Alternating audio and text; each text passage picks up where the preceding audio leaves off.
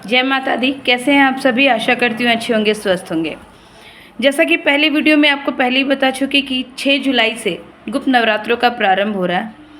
जैसा कि नाम से ही समझ में आ रहा है कि गुप्त अर्थात माघ मास में जैसे साल में 4 नवरात्रे आते हैं, तो जैसा पहले ही आपको बता चुकी हूँ, फिर बता रही हूँ।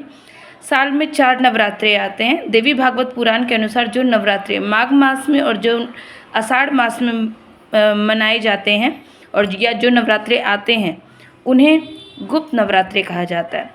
तो गुप्त नवरात्रों में देवी भगवती का गुप्त रूप से पूजा करने का विधान होता है। देखिए, ऐसे जो जैसे नॉर्मली हम लोग 2 जो जागरूक नवरात्रे हैं उसमें जैसे हम लोग कलशा बिठाते हैं, माता का पूजन करते हैं, कंजक बिठाते हैं, वो अगर आप संभव है, कैपेबल है, आपको लगता है कि आपके परिवार में, आपके आस पड़ोस से किसी भी तरीके का टोक टाक, किसी भी तरीके का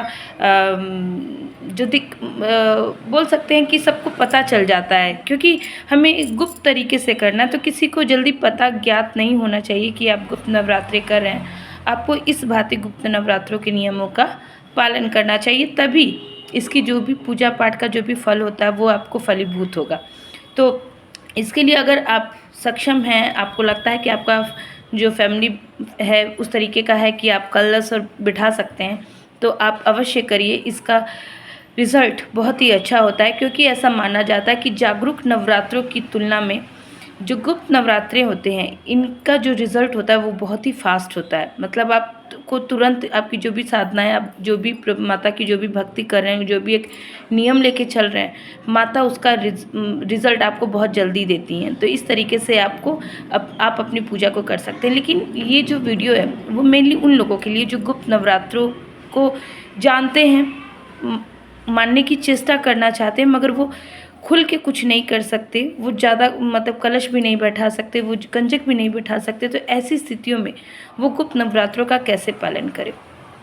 देखिए, जो कुछ नहीं कर सकते, और सबसे बड़ी बात, त्याग में बहुत बड़ी क्षमता होती है। तो ऐसे लोगों के लिए, ऐसी महिलाओं के लिए जो गुप्त नवरात्रों का पालन भी करना चाहती हैं लेकिन वो खुल के कुछ नहीं कर सकती, उनके लिए छोटे छोटे नियम हैं, जिनको अगर आप ये 9 दिन 6 जुलाई से 15 जुलाई तक भी अगर फॉलो करके चलती हैं, तो ये आपके लिए बहुत ही अच्छा फलकारी होगा।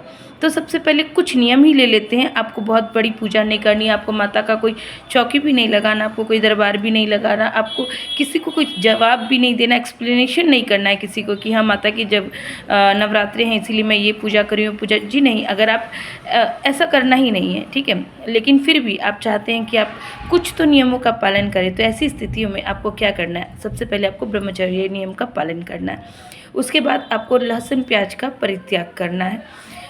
झूठ, परनिंदा, इन सब से आपको बचना है। इन 9 दिनों में आपको नए वस्त्रों को धारण नहीं करना है। इसके साथ ही आप सुबह शाम की जैसे आप पूजा करते हैं, आप अपने घर के मंदिर में ही जैसे सुबह शाम की पूजा करते हैं वैसे ही सुबह शाम की आप पूजा करिए।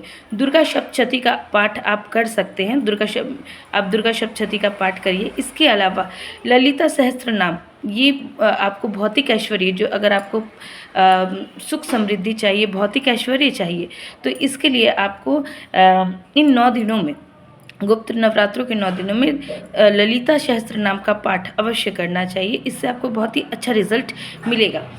ये हो गया। उसके अलावा आपको जो अष्टमी है, दुर्गा नवरात्रों की जो अष्टमी आएगी, आप उस पूरी हलवा का घर में बना के माता को भोग चढ़ा सकते हैं। उनकी आरती डेली आप सप्तशती का पाठ करके माता की आरती कर सकते हैं।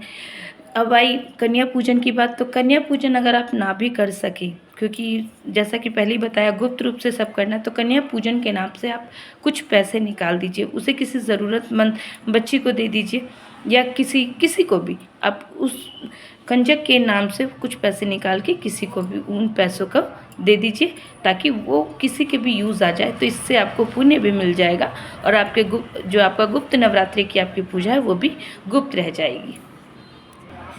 इसके साथ ही अगर आप गुप्त नवरात्रों में बहुत ज़्यादा कुछ मतलब कोई पाठ भी नहीं पढ़ पा रहे। तो गुप्त नवरात्रों की जो माताएं हैं, जो गुप्त नवरात्रों की 10 महाशक्तियाँ हैं, जिन्हें 10 महाविद्या के नाम से जाना जाता है, आप उनके नाम का ही स्मरण कर सकते हैं, उनके नाम का ही जाप कर सकते हैं। या फिर दुर्गा सप्तशती में जो माता के 108 नामों की महिमा दी हुई है, आप उसे ही रोजाना पढ़ सकते हैं। देखिए, मैं हमेशा एक ही बात कहते आई हूँ, कुछ ना करने से अच्छा कुछ करना।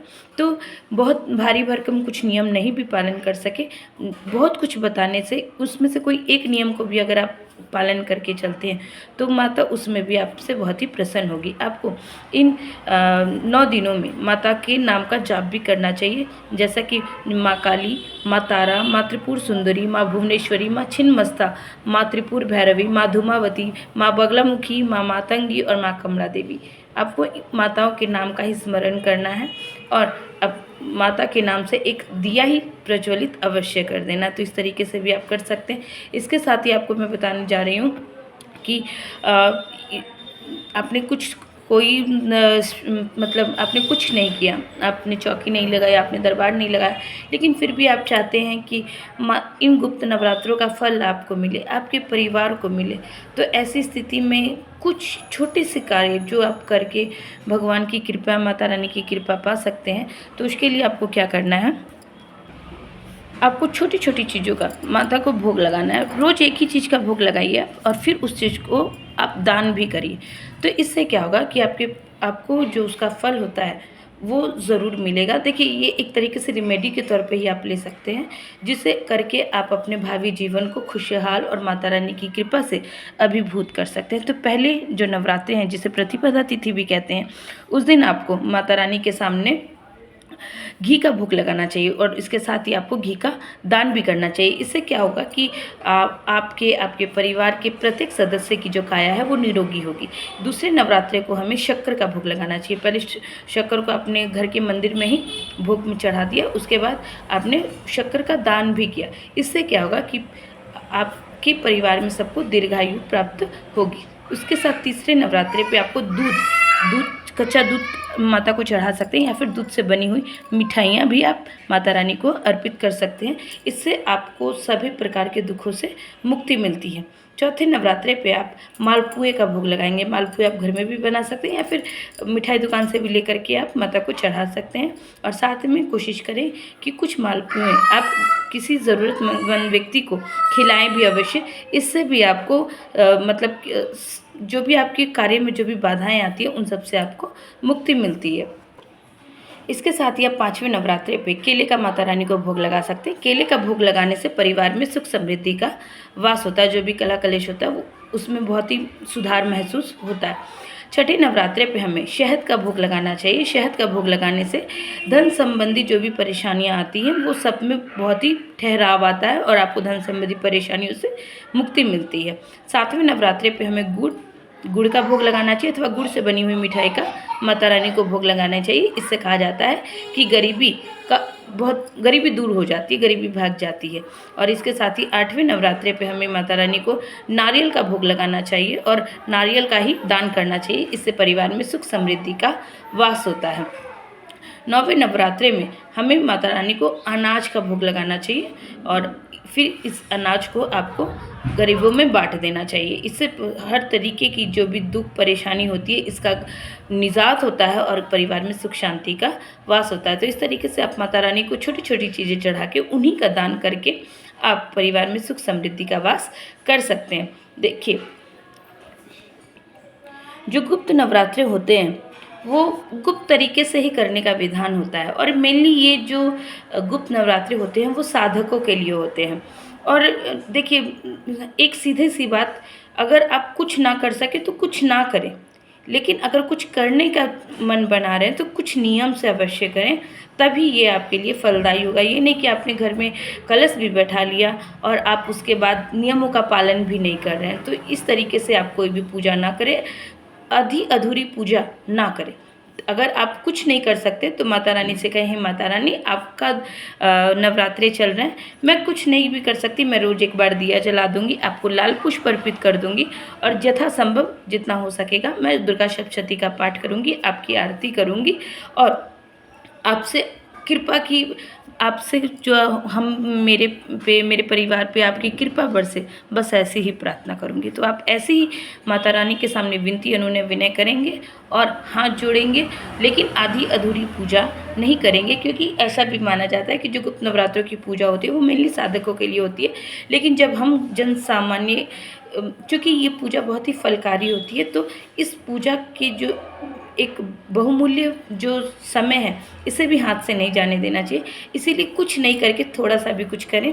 आप अगर कलश नहीं बैठा सकते तो मत बैठाइए, मगर माता रानी के सामने सुबह शाम की पूजा अवश्य करिए, दुर्गा सप्तशती का पाठ अवश्य करिए, कुछ भोग अवश्य चढ़ाइए और फिर उस भोग को अपने परिवार में बाँट के उसको ग्रहण करिए और माता रानी को मनाने की चेष्टा करिए। माता रानी के 108 जो नामों की महिमा है उसका डेली श्रवण करिए या पठन करिए। और साथ ही ललिता सहस्त्र नाम को अगर आप चाहते कि आपको सारे तरीके की सुख आपको मिले, आपको धन ऐश्वर्य मिले, तो आपको इन 9 दिनों में कुछ नहीं भी कर सक रहे हैं आप, तो ललिता सहस्त्र नाम का पाठ आप अवश्य करिए या फिर आप इसे सुन भी सकते हैं। तो अगर इसके अलावा भी आपकी कोई भी क्वेरी हो तो आप मुझे बता सकते हैं कमेंट बॉक्स में। मैं ज़रूर कोशिश करूँगी कि आपके सवालों का, आपके जो भी डाउट्स है उस सबको क्लियर कर सकूँ। और कैसी लगती है आपको मेरी बातें? अगर अच्छी लगती है तो एक लाइक और एक सब्सक्राइब अवश्य करिएगा और अपने इस चैनल हिंदू कल्चर को अपना प्यार देते रहिएगा। और अगर आपको ये इन्फॉर्मेटिव लगती है और आप भी चाहते हैं कि आपके नियर एंड डियर इन बातों का लाभ उठा सके, तो आप उनके साथ इस वीडियो का अवश्य शेयर करिएगा। जय माता दी।